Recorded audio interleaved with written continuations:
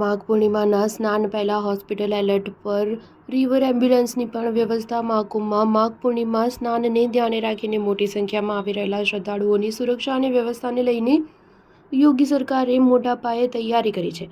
મુખ્યમંત્રી યોગી આદિત્યનાથના નિર્દેશ પર મહાકુંભ ક્ષેત્રની સાથે જ શહેર અને મંડળની તમામ હોસ્પિટલ હાઈ એલર્ટ મોડમાં રહેશે.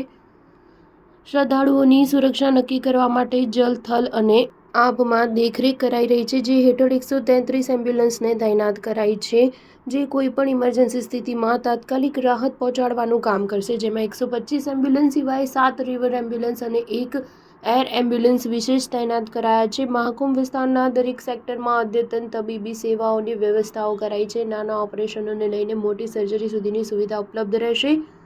મહાકુંભ મેળાના નોડલ મેડિકલ એસ્ટાબ્લિશમેન્ટ ડોક્ટર ગૌરવ દુબેએ જણાવ્યું કે યોગી સરકારની ઇમરજન્સી સેવાઓ વિશેષ કરીને એમ્બ્યુલન્સ સેવાઓમાં મહત્વપૂર્ણ ભૂમિકા નિભાવી રહી છે. આ દરમિયાન 2000થી વધુ મેડિકલ સ્ટાફ મહાકુંભ ક્ષેત્રમાં તૈનાત રહેશે, જ્યારે સ્વરૂપ રાની નહેરુ હોસ્પિટલમાં 700થી વધુ મેડિકલ ફોર્સ હાઈ એલર્ટ પર રહેશે.